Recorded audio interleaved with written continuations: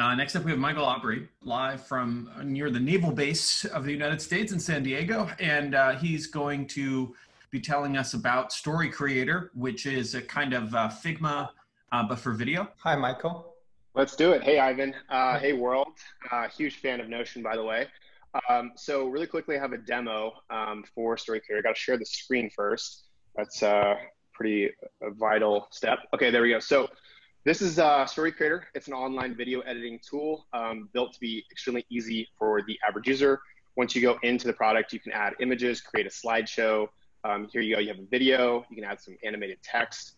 This is really good to create engaging videos for social media. You can change the artboard size, et cetera, et cetera. Super easy, super intuitive, super engaging.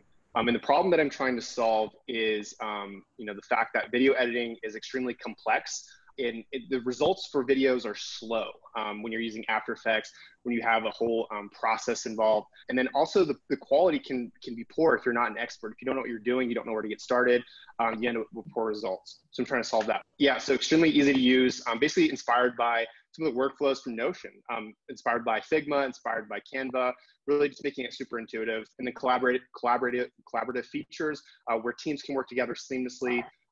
Can be extremely effective. So as you can see, video is growing $2 billion per year in Facebook ads. And a lot of consumers, a lot of business owners are saying that they plan to use video going forward. And it's a huge market size, as you can see. And some of the use cases for the current user base of Story Creator is podcasters, entrepreneurs trying to create this Gary Vee style videos, online educators that want to repurpose their courses, add some text, put their videos inside of a mock-up, like an iPhone mock-up. So this is a dashboard. We get access to all your content. Here's an easy way to upgrade within the product. Here's an image of the product. So the features, visualizers, animated text, templates, auto subtitles, trimming audio, motion graphics, things of that sort. The go-to-market strategy is to charge the consumer on average of $20 per seat. And the main focuses are SEO, content, outbound, and direct. And the business model is, true for me, is to be able to achieve 4,000 paying users by the end of the year. And I also want to do a B2B play where we integrate the tool within certain apps like Instagram planning tools at $40K per year. Competition, there is definitely competition in this space, but my goal is to be able to create a lot of power while also keeping it extremely easy. And I'm seeking $300,000 to raise by the end of September. And my handle is Michael Aubry on Twitter. And you can email me, michael@storycreatораpp.com. Cool. Sounds like the biggest problem is, correct me if I'm wrong, is the collaboration part, right? So you don't have to send the files around. Then you can just... Yeah, that's extremely useful. That's on the product roadmap. I would say that's not like the major problem. I think that is sort of, icing on the cake for teams specifically, but there is a market full of solopreneurs, people that are trying to get their businesses off the ground, and it might be a smaller team of 1 or 2 people. But as I tackle larger organizations with 5, 6 plus people, collaboration features will be extremely useful. So it's largely easier to use online version of the Final Cut Pro Yeah, it's like a mixture of that with After Effects, because motion graphics and animated text are really nice elements for engaging videos. So you charge $20 per user per month. Is it too cheap then? Do they get value more out of that? Because if you can go for team route, you can charge less and expect the team to expand your per account revenue. But if you're largely targeted for a couple of people or 1 person, to make the math work, you might have to charge more if you provide the value. Yeah, I mean, I think in terms of infrastructure, the cost is really low on S3.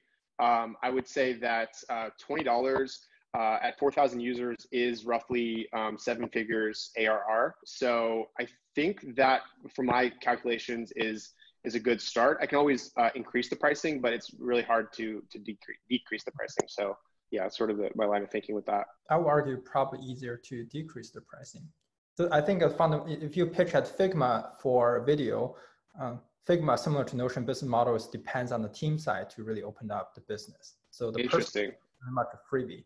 But if depends on what kind of business you want to build. If you want to build business for yourself and live in San Diego, and the prosumer side, one person or two person part will work out. But if you try to build a large business, you really have to think about I recommend you think about how do you tap into the collaboration part using the, just like how Figma. Yeah, that's great. I would say being able to build out A+ team would be able to put that on the roadmap and actually execute on that.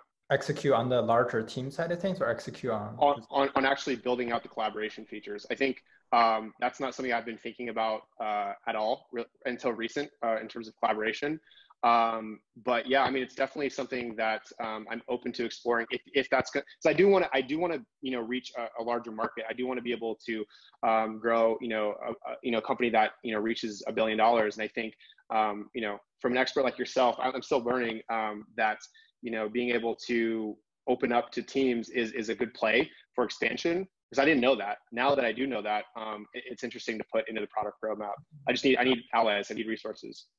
Yeah, a simple spreadsheet will give you a calculation of should it be a team product or should a prosumer product. The difference is, I think, between Figma and video editing, it's image editing and design editing is very inherently a team use cases, versus video editing sounds like very much a single or two player editing.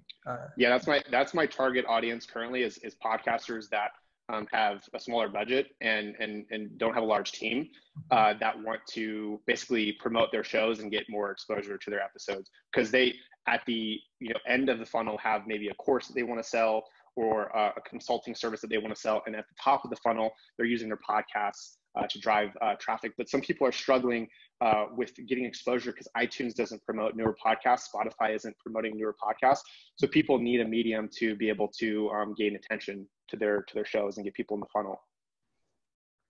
This is great. Yeah, thank you for sharing this. Focus on the structure of the business before the features. Yeah, recommend you that. Sounds good. Thank you. Spreadsheet before coding or design. Michael, thank you so much. Ivan, thank you so much. Great feedback.